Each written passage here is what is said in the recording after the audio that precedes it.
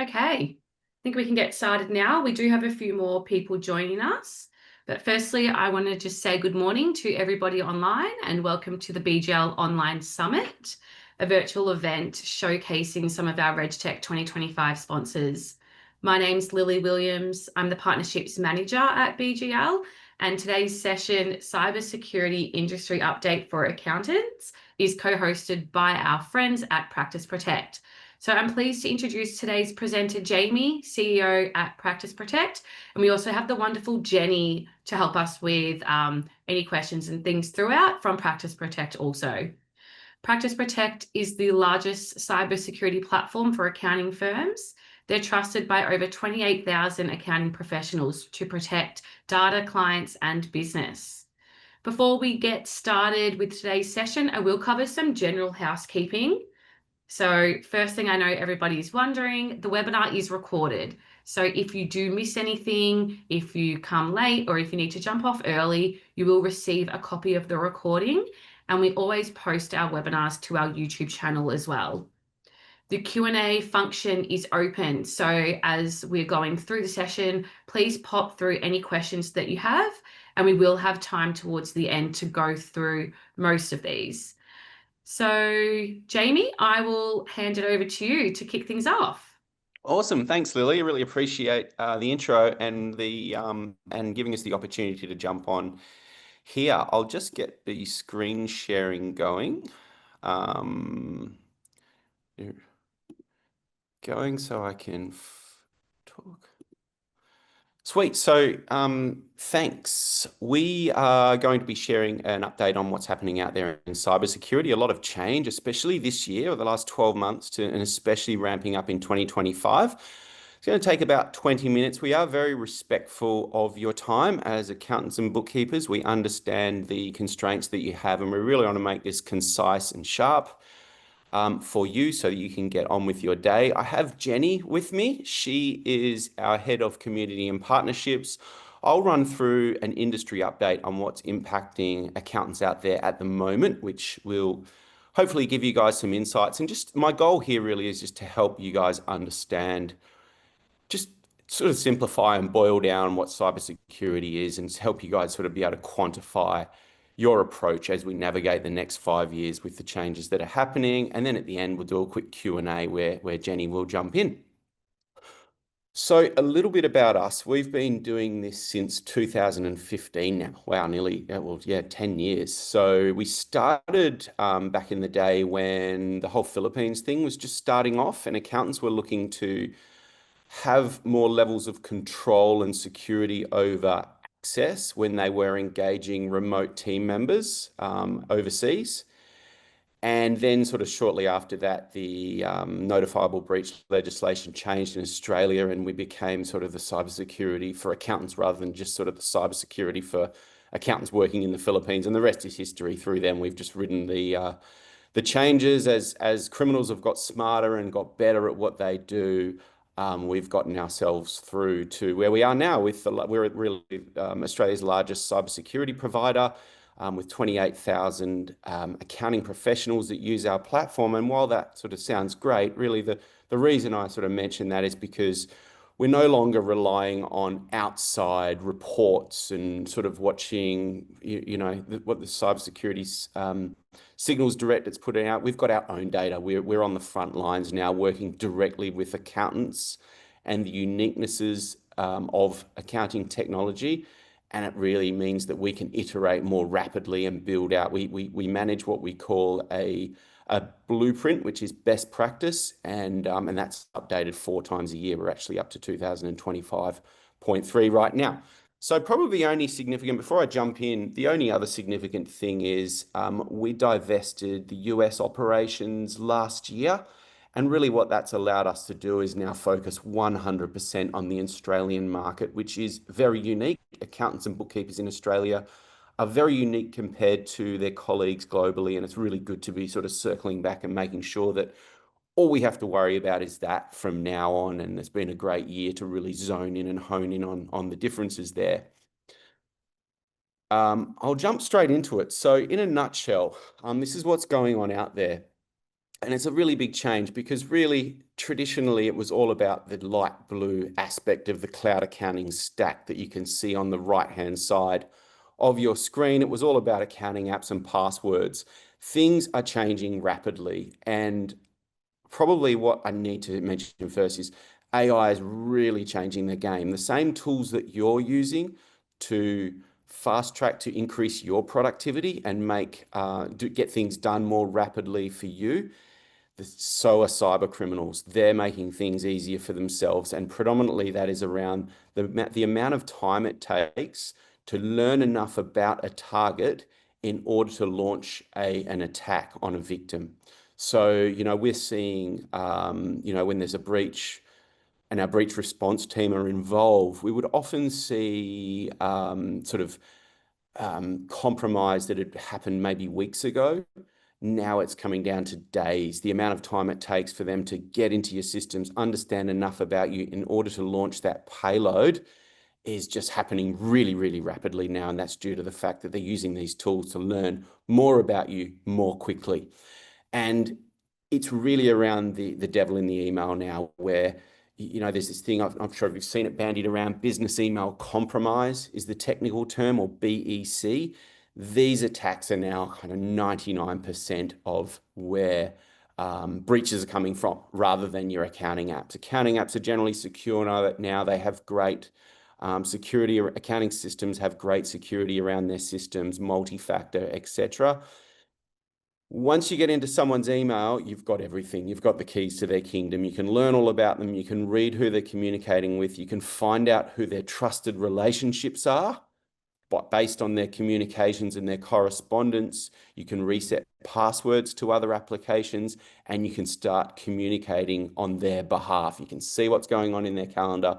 And really, if there's one thing you get from this, it is the devil's in the email, making sure that, like most cloud accounting firms in Australia now, are on Microsoft 365. There are some G Suites out there, but making sure that you now are focused on that platform and making sure that platform is secure, because it is often something that gets overlooked. And the other one here is this personalization of work. And a lot of this has come from the fast tracking of remote work, hybrid work, work from home, that sort of got propelled forwards during COVID.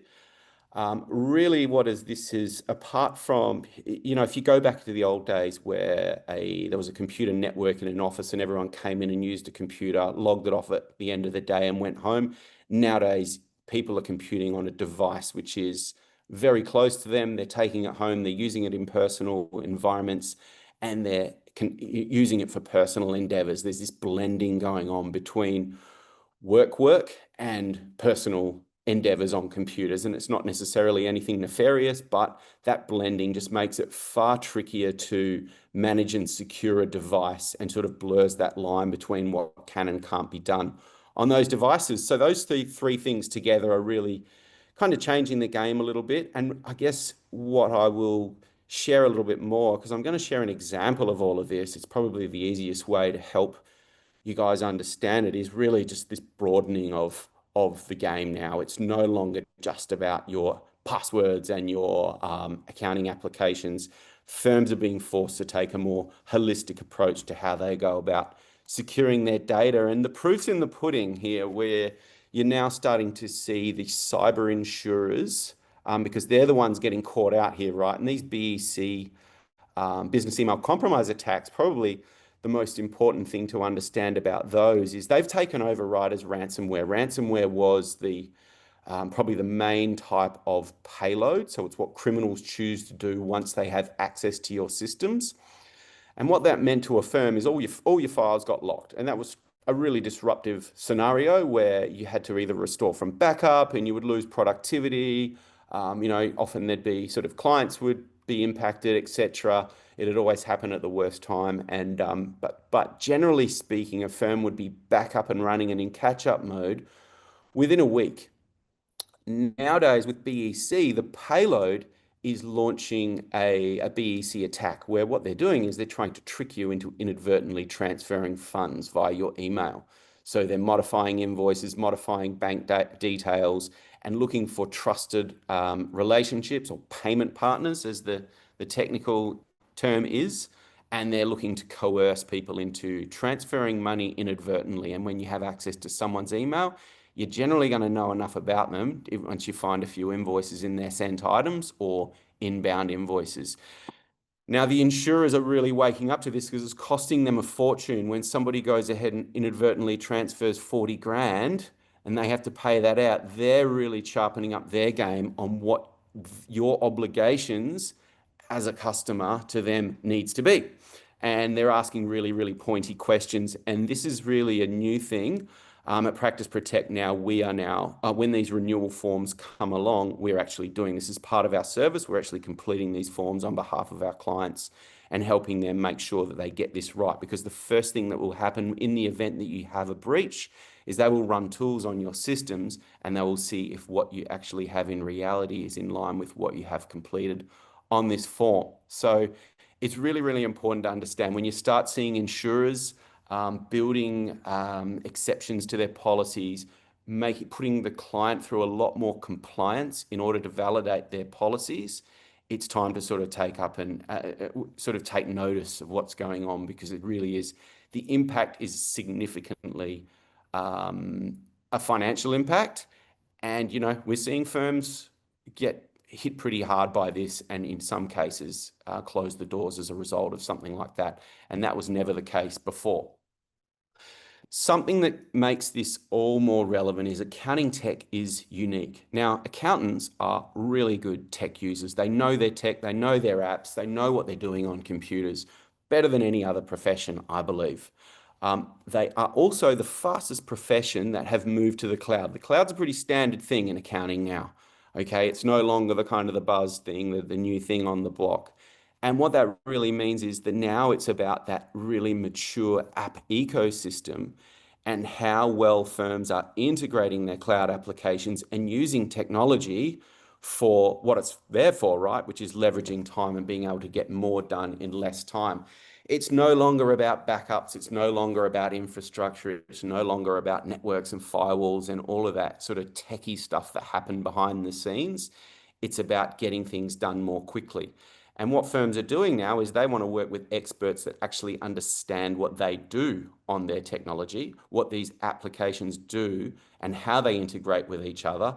And that is changing the game a little bit as well, where firms are now working much more within the industry and making sure that they take that industry first approach.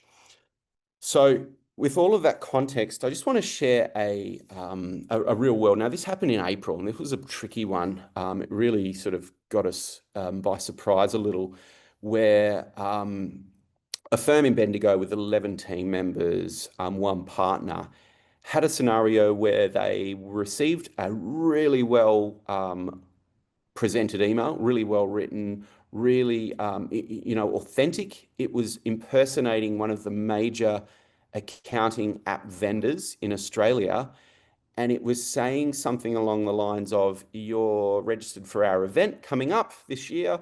Please check your details in your system, in our system with you, because if it's not the same as what you've registered for the event with, we're not going to let you in." And so there was a direct link there that went to the accountant's login to that particular application. And they went in and checked the details, and it just looked like there was nothing happened. Now, the interesting part of this was this email, there's a couple of things there. This particular email was actually from the account manager in Australia, one of the account managers from that business. So you can see how it just looks so authentic. There was a slight change in the URL where it was appvendor.ink rather than appvendor.com. That was the only difference. If you weren't looking for that, this was perfectly worded in Australian sort of conversational language. Now, what the victim didn't know, and there was several, is that behind this link, when they clicked that link, there was a JavaScript deployed on their computer, on their desktop computer, which went in and stole what's called a session token. Now, when you log into, think of it like a cookie that holds credentials to your systems, or a login to a website. So when you go and log into anything on your computer, whether it's a bank account or your travel Qantas card or whatever it is, your computer stores a session token in its browser, in the browser. Okay, and that session token is valid for a certain period of time, and it's valid for so you can log in and do your work. So what's happened here is the team members gone to that application vendor's um, login. They've logged in, a session token's gone onto their computer. This JavaScript that's been written has stolen that session token in order for the hacker or criminal to then load it on their computer, log into that application, see all of the invoices that they have sent out and received in order to modify the bank details of those and approach those vendors and approach those clients and chase up those invoices and suggest that there's new bank account details. And there was some pretty serious ramifications for this particular firm. Now, and that triggered the whole insurance process, and it's still something that firm is working through now, and they've been gracious enough to allow us to share this today. Now, the 3 points I want to make to making sure that everyone understands is just how research and specialized or how custom this communication was, right? It was from a human. These guys have gone online and found out who the account managers are for that app vendor, and they've gone and targeted accounting specific. It's been addressed to accountants. As you can protect your credentials and have as much policy around how you protect your passwords as much as you like. Having MFA installed, all of that was irrelevant because this session cookie was stolen, and this particular breach crossed different pillars of the cloud accounting stack. So it came in via email, okay? It's a phishing scam, a really sophisticated phishing scam that impacted a device. The device was affected, and the payload was via the device. So it sort of spanned that purple and that navy aspect of the accountant's technology stack there. And it really meant that, okay, we really need to make sure that all of our clients are broadening their approach to cybersecurity now and making sure they understand that protecting all three layers of that stack needs to be in unison and needs to be uniform across them, so that if one aspect of it is attacked, the protection and the knowledge around what's going on there flows through to all three of those layers. So there's an interesting one there. And if there's any questions about more details on that, I'd love to sort of share any questions that you have when we get to the Q&A. Now, just to sort of boil all of this down, because I don't want, really a lot of this it's not a technical thing. Cybersecurity hackers aren't sitting there as IT boffins writing code to attack your systems. They're sitting there trying to figure out how to trick people, how to fool people. They're trying to figure out how they can learn enough about you so they know who your friends are, who your client relationships are. How do they make contact with you in a more specific and familiar enough way in order to trick you? Hackers don't hack, they trick. Okay. And the way that they trick you is the way that they hack is really by attacking the human, okay, the weakest link, and attacking that legitimate access and stealing legitimate access to the systems, not trying to break into the systems or the storage themselves. Okay. Now, if your files are in Microsoft 365, your data's in your accounting software, all of these things, those systems are rock solid these days. Okay. But these systems need to give you access and your team access as a user in order to do your work. And that's what they're attacking. So, the hub is the data, the spokes are the team members around the outside that are all in different scenarios in this whole sort of work from home. They might be overseas, they might be work from home, they might be hybrid, they might be in an office, they might be traveling. All of these spokes are the weakest links in getting to that hub.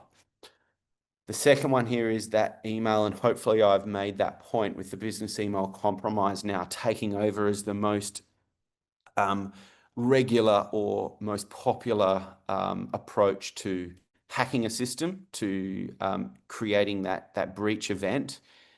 Getting into an email system is really where the focus needs to be now around how to protect your systems. all sorts of sharing going on within Microsoft 365, and there's a bunch of settings that need to be controlled and managed in there to make sure that email is secure. The devil is in the email. And then that third point, which I covered a little bit in when I talked about the reference to accounting tech being so unique these days. Accountants are the fastest industry to cloud compared to any other professional services industry.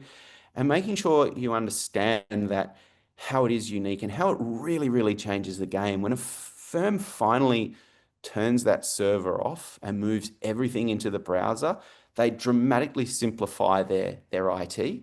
They dramatically simplify the amount of management required because there's less infrastructure, there's less complexity to manage. But it's really important to understand how it changes things and what that simplification means from a security perspective and a service perspective, because your requirements change at that point there.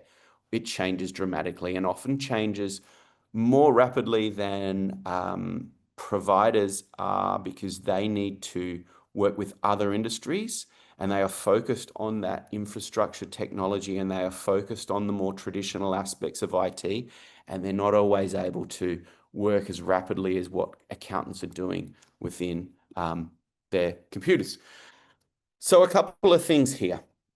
Now, making access easy, it makes security better for users, makes security better for the firm. Okay, so it's not about, okay, I talked about access before, right? And the first thing we have people sometimes assume is like, oh my God, like, how hard do you want to make it for me to get access to my systems? I don't want to be entering a new password every 30 minutes. No, we believe it's the other way around. Making access easy for team members makes security better for the firm. And the way you do that is with passwordless MFA. So you're no longer having to type a password, wait for a token, enter it into your computer.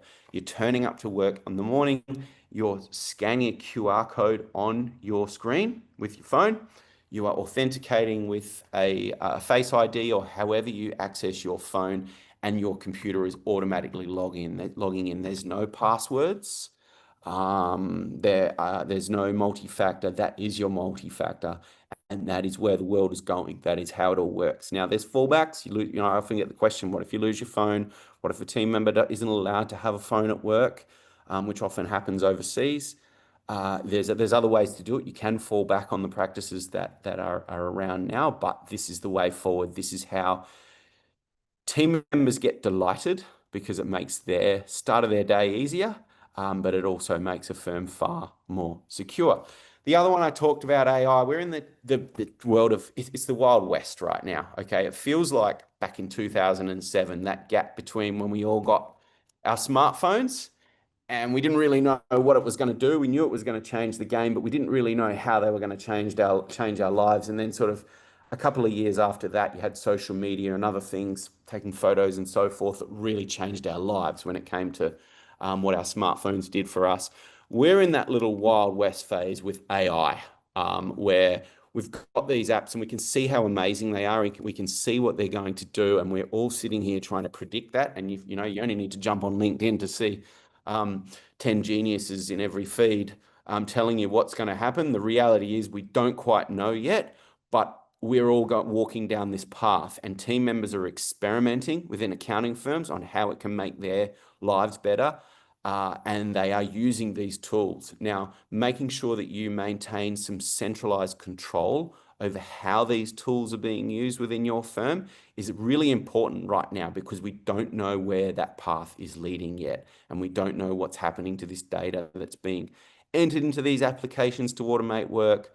And we don't know how these companies are going to use the data that we're punching into them in the future, or how somebody could use that data if they can access your AI accounts illegally. So making sure that you maintain centralized firm control and integrating these applications into your stack, making sure that you, as a firm, are providing these accounts to your team members and are not allowing them to go ahead and have their own accounts that may not be firm controlled. And more specifically, making sure that you have a policy, that you're updating your IT and internet usage policy so that it's catering for the AI applications, and that you've at least stipulated within your firm what the rules are.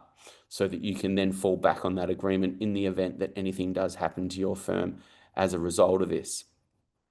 So taking this real holistic approach to cybersecurity is ultimately the message here, of what we're trying to convey as a result of what we're seeing on the front line. You can no longer take this piecemeal kind of one at a time approach, and making sure you understand that it is an industry first approach. You are unique as an accountant, and a lot of firms are, security really is the burger now. And when it comes to accounting tech, back in the day, security was the fries, and other things, your infrastructure and your tech, your sort of behind the scenes stuff was the burger. Nowadays, security is the center point of everything. That burger is now gone. That infrastructure, that complexity is now over if you're a cloud firm. Nowadays, the burger is security, and it needs to be integrated into your technology plan, not a separate little thing off to the side. So, jumping through to that, if you do want to understand a little bit more, we provide an accounting security consultation for Australian accounting and bookkeeping firms only. Okay, it's a 30-minute conversation, and what we do is understand more specifically what you have in place, what applications your firm uses, how you work, what services your firm provides, and helping you understand what other firms are doing from a best practice perspective, and how they're going about securing their firms. It's not, hopefully I've simplified it a little by sharing some of the concepts that I've talked about today.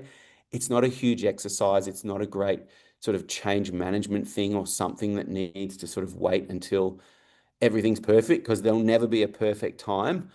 It is something that needs to be addressed and understood now. So I would encourage you guys to take advantage of this offer that we have, that working with BGL here today, and making sure that you do book your slot so that you can understand a little bit more and more specific to your firm. So I've spoken in general terms today, and I've shared some sort of high level examples, but in order for you to have a better understanding and a sharper understanding specific to the applications in your firm and the use cases that you have, jump onto one of these accounting security consultations, and get so that you're armed with the knowledge that you need in order to protect you from the changes that are happening now and how they evolve going through the next sort of 5 to 10 years and through to 2030 and 2035. So that is the content that I wanted to share today.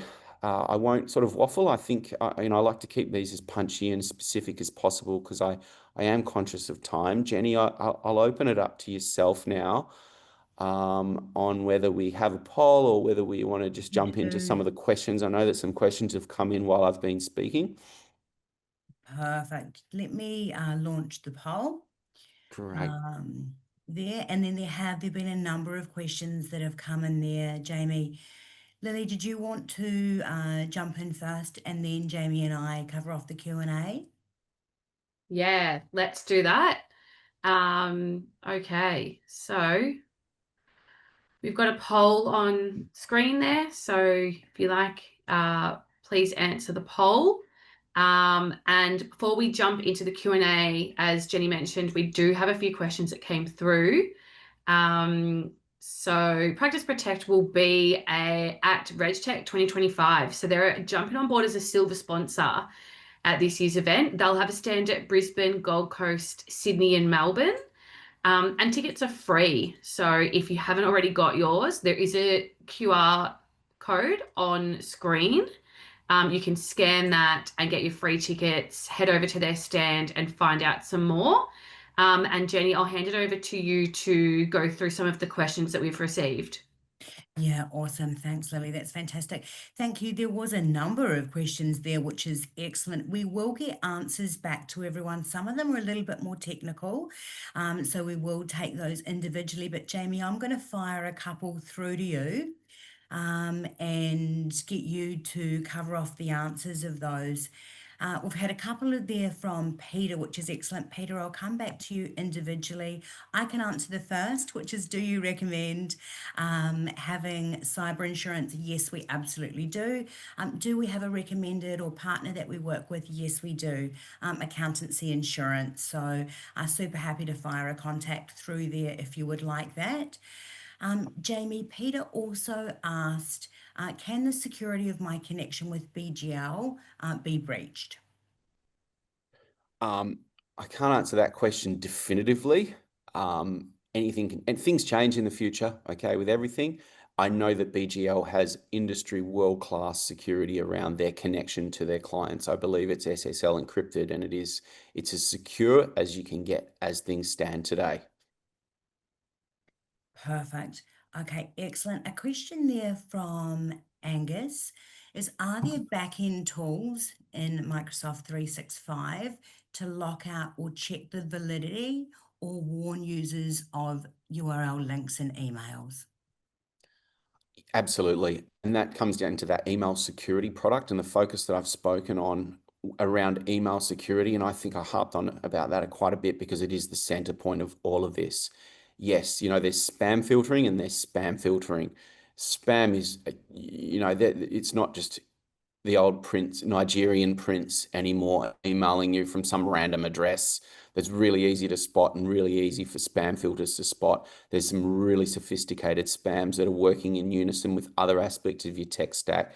And it's a matter of having really good industry specific filtering across your systems that are up to date with the latest attacks, right? Because, so for instance, that example I shared, within minutes of seeing that was added to the list. That was known. Any clients that received that after about 10 minutes of that coming in would not have received that email.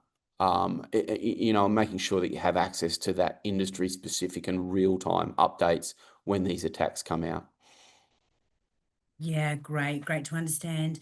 Megan's asked a great question here as well. Jamie, I'll read it out in total. After listening to the example regarding the stealing of the session token, after the employee clicked into the URL link, does that mean that we have to be vigilant for all URLs we click on? I.e., for all BGL sessions, they click onto URL links to register. Could someone have impersonated BGL and embedded a dodgy URL to do the same thing? Somebody could try. The way to protect yourself against that is, like I mentioned, have some advanced industry specific filtering around your email. But if something inadvertently does get through, check the URL. No matter how personalized that email looks and how legitimate it seems. And look, I know we're busy, but check that URL first. Okay. Perfect. And then a question from Janine, is clearing browser history a must-do task for all staff? I would recommend that, but look, staff are busy. It's not always practical to expect team members to be providing security services for company equipment. Having tools running on your devices and device security is what should be doing that job. It shouldn't be left up to team members. Fantastic. The others that are in there are great questions. They are a little more technical, so we'll take those offline. A final call out for any questions there. I can see one here, which is how do we secure overseas team members? What most firms are doing. So overseas, there's two, from a security perspective, there's two types of team member. Ones that are working in a facility, such as the outsourced accountants, such as TOA, where they have an amazing level of security within their firm. They also have what's called a fixed IP address. So what you can do is you can lock access down to that specific facility. So that team member cannot go home and log in at home and access company accounts, client records from outside of that facility. That is the gold standard when it comes to offshore security. There are some firms that use work from home, and that's becoming much more prevalent in the Philippines, just like it has within Australia, making sure that you have a really strong, if they don't have a fixed IP that you can't manage access around, having a company supplied computer so that you can then dictate what controls and measures you can put around that company-owned device in the Philippines is really what most firms are doing now to protect themselves. And that way they can really lock down those devices and make sure that that blending between personal use and work use doesn't start occurring. Great. I've got a couple more questions coming. Thanks for the interaction. It's absolutely fantastic. Chris has thanked us for a great session today, and asked, we've displayed QR codes here today. What can we watch out for, or making sure that we're ensuring QR codes are legitimate? Good question. The URL that they're going to, checking that URL. So whether it's coming in an email or it's a website, it's very, very difficult, almost impossible to impersonate a specific URL, such as practiceprotect.com. We own that URL, and spam filter, if somebody tries to send an email from, they set it up manually in their computer and trying to send emails from jamie@practiceprotect.com, it gets blocked. It's really easy for spam filters to detect and stop that. What they'll try and do is they'll register practiceprotect.com whatever, or something, or .code, or something very close to that URL. That's where you've got to be careful, and that's what you've got to watch out for, whether it's a website or whether it's an email. Excellent. A question from Aaron, Jamie. Is zero trust becoming more common, such as Threat Locker? Absolutely, absolutely, and yeah, absolutely. It's kind of what has been for quite some time now, and it's becoming pretty central to the security tools that we have at our disposal. Well, I can barely keep up with those questions. It's great. Okay. Janine's asked, should we discourage the Remember Me option when logging into apps? Once again, that should be done that should be done automatically. Expecting team member, look, people are busy, right? People have time constraints. Their number one priority is getting things done on the day before that, so that they can finish work and go and do whatever they want to do. People are going to do whatever's easiest to them, and clicking Remember Me is one of those things that makes life easier. Nobody enjoys typing out passwords.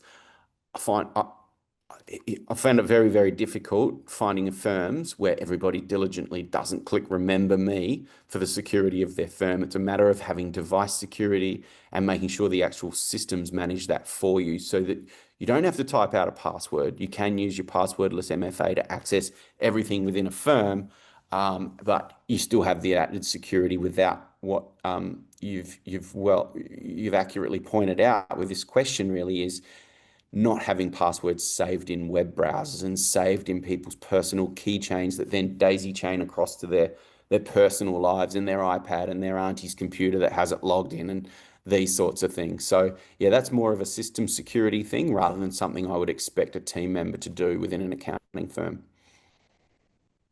Excellent.